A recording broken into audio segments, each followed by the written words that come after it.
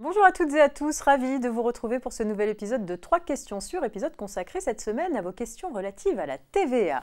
Fidèle au principe de ce rendez-vous, nous en avons sélectionné 3 à mes côtés pour vous apporter son expertise. J'ai le plaisir d'accueillir Delphine Boucher, journaliste au sein de la rédaction fiscale. Bonjour Delphine. Bonjour Marianne. Alors on démarre avec Jérôme, directeur comptable, qui nous demande quel est le traitement TVA applicable à une vente de marchandises par un fournisseur assujetti français à un client assujetti belge, mais les marchandises sont livrées aux clients de la société belge dans un autre territoire hors de l'UE, par exemple en Chine. Merci Jérôme pour cette question. Alors dans cette situation, nous avons 3 protagonistes. Le fournisseur français, son client belge et le client de ce client belge qui est lui localisé en Chine, hors de l'Union européenne.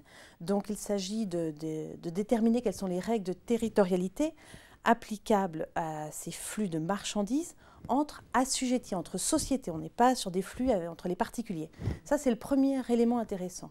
Le second, c'est qu'il s'agit donc de flux de marchandises. Et pour déterminer la territorialité de la TVA sur des flux de marchandises, on regarde clairement que le flux physique du bien. On ne regarde pas où sont établis le client, le fournisseur. Ce qui importe, c'est le flux physique. Par exemple, pour reprendre une situation un peu similaire, la société française vend des marchandises à un client belge, mais livre ses marchandises en France. On va considérer que c'est une livraison domestique en France. Même si le client est en Belgique, on occulte complètement cet élément, on ne regarde que le flux physique de la marchandise. C'est l'élément crucial pour déterminer la territorialité de cette opération. Flux physique, d'où il part et où il va. Exactement. Voilà. Donc il part, alors pour reprendre exactement l'exemple de Jérôme, la marchandise part de France, ne va pas du tout à un moment donné en Belgique, elle va directement en Chine. Donc on qualifie cette opération non pas d'opération intra-communautaire entre les États membres de l'Union européenne, mais d'exportation hors de l'Union européenne.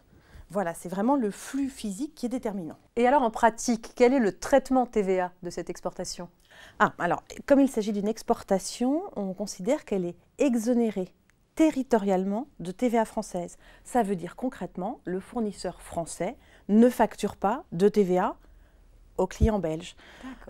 Il ne doit pas non plus, alors c'est un petit peu un point critique, il n'est pas dans l'obligation de mentionner le numéro de TVA du client belge sur sa facture, puisque ce n'est pas un flux physique vers la Belgique. Et la mention d'un numéro de TVA, c'est souvent une condition obligatoire pour les flux intracommunautaires. Là, ça n'est pas le cas.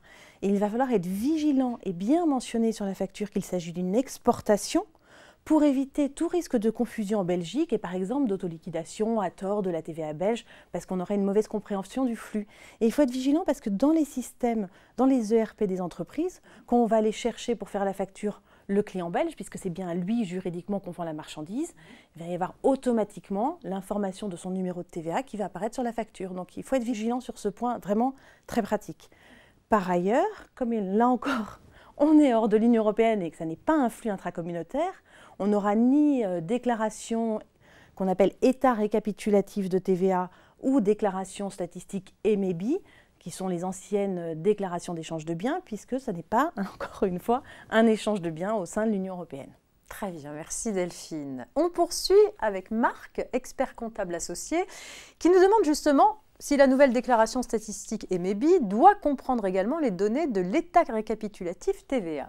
Alors, depuis le 1er janvier 2022, on a effectivement la fin de la déclaration d'échange de biens qui existait pour déclarer les flux physiques de marchandises entre les États membres. Elle avait un volet fiscal, TVA, et un volet statistique. Mais cette déclaration, finalement, n'a pas vraiment disparu. Elle s'est dédoublée en 2 déclarations. On a d'une part l'état récapitulatif TVA, qui reprend les anciennes informations du volet fiscal de la DEB, et puis on a l'état statistique, qui est appelé EMEBI, attention à ce barbarisme, pour enquête mensuelle pour les échanges de biens entre États membres de l'Union européenne. Et donc, ça reprend le volet statistique de l'ancienne DEB. D'accord. En pratique, les contribuables ont dû... Alors, normalement, l'EMEBI était sur un échantillon d'entreprises.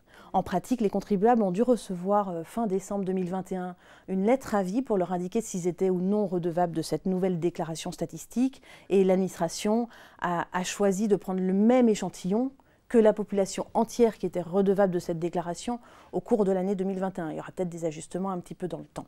Voilà, si les sociétés ne sont pas sûres de leurs obligations, il leur suffit soit de se connecter sur le site des douanes, comme ils le faisaient avant pour la DEB, pour savoir s'ils sont ou non redevables de cette information, soit d'appeler tout simplement leur centre interrégional de saisie des données qui pourra parfaitement les renseigner sur ces obligations éventuelles. D'accord. Et quelles sont les informations à mentionner dans ces 2 déclarations? Alors, sur l'état récapitulatif TVA, il y a juste 3 informations. C'est un petit peu similaire à la déclaration européenne de services. On a le numéro de TVA sous lequel l'assujetti, celui qui souscrit cette déclaration, a réalisé l'opération, donc en pratique un numéro de TVA français. Ensuite, on a le numéro de TVA du client à qui il envoie les marchandises dans l'Union européenne, donc un numéro de TVA, par exemple, belge, portugais, espagnol, voilà. Et puis ensuite, pour chacun des acquéreurs dans l'Union européenne, il doit fournir la valeur des marchandises qu'il a envoyées. Ça, c'est la partie fiscale. Après, donc, l'EMEBI, pour répondre à la question précisément, l'EMEBI, donc l'enquête statistique, va reprendre exactement ces 3 informations, numéro de TVA de l'assujetti, numéro de TVA du client et valeur des marchandises, mais beaucoup d'autres informations beaucoup plus, on va dire particulières, comme dans la déclaration d'échange de biens.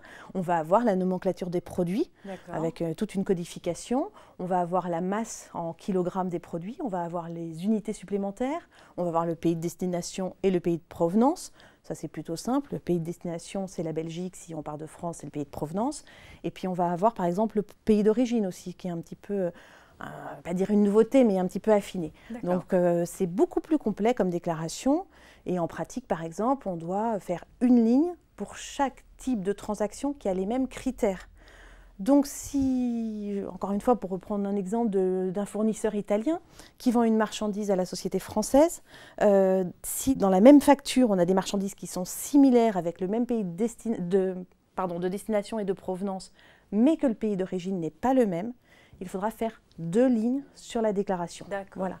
Il faut vraiment que sur une ligne, on ait exactement la même catégorie d'informations. Très bien. Merci Delphine. Alors, pour finir, Maxime, enseignant, nous interroge, alors accrochez-vous Delphine, sur le cas d'une entreprise d'événementiel assujettie en France qui fait appel à un prestataire écossais pour un événement qui aura lieu sur le sol écossais. Sa question. Est-ce que cette entreprise écossaise facturera mon client assujetti français avec de la TVA? Et si oui, est-ce que cette TVA est récupérable? Alors, on change complètement de sphère, puisqu'on l'a vu dans les 2 premières questions, on était dans la sphère des transferts de marchandises, de biens, très physiques, encore une fois. Et là, on passe dans la sphère des prestations de services, où le critère qui va devenir un petit peu plus déterminant, même complètement déterminant, c'est le critère de l'état dans lequel est établi, ou dans lesquels sont établis les assujettis. Donc là, au cas d'espèce, on a un assujetti preneur de la prestation qui va la recevoir, qui est établi en France, et un assujetti prestataire écossais établi en Écosse. Oui. Pour ce type de prestation, parce qu'il y a des catégories de prestations un petit peu diverses, là on est dans les prestations, alors attention, à caractère culturel, scientifique, sportif, éducatif, divertissement, etc. Il y a beaucoup de choses qu'on met là-dedans, donc là comme c'est un événementiel, on est dans cette catégorie de prestations. Et comme c'est une prestation entre assujettis, entre sociétés, la règle de territorialité de la TVA, pour dire où est-ce que je taxe à la TVA, où est-ce que j'applique la TVA, c'est la règle de l'État membre dans lequel est établi le preneur. Donc c'est la société française qui est le preneur, elle reçoit le service, elle est réputée le consommer en France, donc elle doit payer la TVA française, elle. Et elle le fait par un mécanisme d'autoliquidation de la TVA, c'est-à-dire qu'elle va la collecter et éventuellement la déduire sur la même déclaration. Alors, sur la seconde partie de la question qui concernait le droit à déduction, là, ce sont vraiment les règles de droit commun qui s'appliquent. Si l'organisation de l'événement est une opération qui est nécessaire pour les besoins de l'activité ouvrant droit à déduction en France de l'assujetti français, il pourra déduire la TVA. Là, c'est vraiment un élément, on va dire, une analyse un petit peu à part. Ce ne sont plus des sujets de règles de territorialité. En revanche, je voulais rajouter un petit élément sur la règle de territorialité qui est pratique. L'Écosse ne fait plus partie de l'Union européenne depuis le Brexit. Or, les règles que je vous expose sont les règles applicables au sein de l'Union européenne. Et donc si par exemple en Écosse, ce ne sont plus les mêmes règles et que le prestataire, celui qui fournit l'organisation de l'événement en Écosse, lui est tenu d'appliquer de la TVA écossaise au regard de ses propres règles, eh bien quand la société française va recevoir la facture avec TVA écossaise, elle doit quand même absolument autoliquider, donc collecter, verser la TVA française sur cette opération et sur la totalité, c'est-à-dire y compris sur la TVA écossaise qui aurait été facturée éventuellement en application de règles non communautaires par le fournisseur écossais. D'accord, très bien. Alors donc en pratique, à l'exception de cette situation spécifique, il n'y a jamais de TVA écossaise ou européenne sur ce type de prestation. Alors, aïe, c'est toujours pareil, avec la TVA, il y a toujours des tiroirs. Alors, en pratique, il y a aussi une autre exception, notamment pour ces manifestations culturelles, sportives, artistiques, c'est ce qu'on appelle le droit d'accès.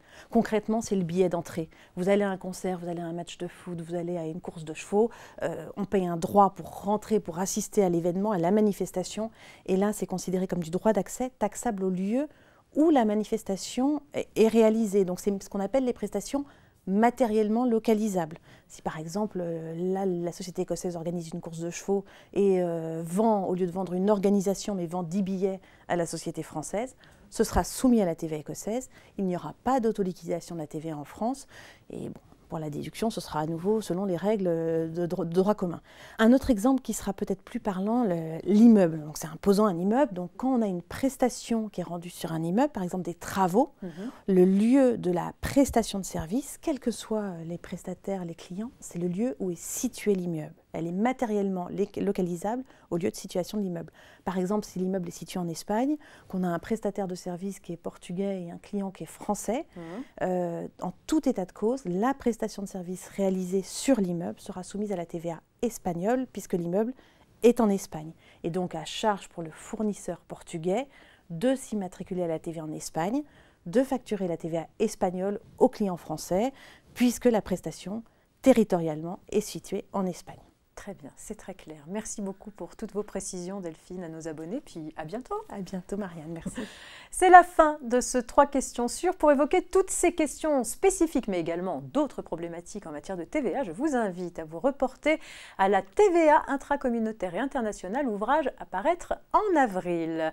Et pour continuer à être informé de la mise en ligne de nos nouvelles vidéos, bien sûr, pensez à vous abonner à la chaîne YouTube du groupe Revue Fiduciaire en activant la cloche des notifications. On se retrouve mi-mars pour un nouveau 3 questions sûres avec une thématique à découvrir dans votre newsletter. À très bientôt.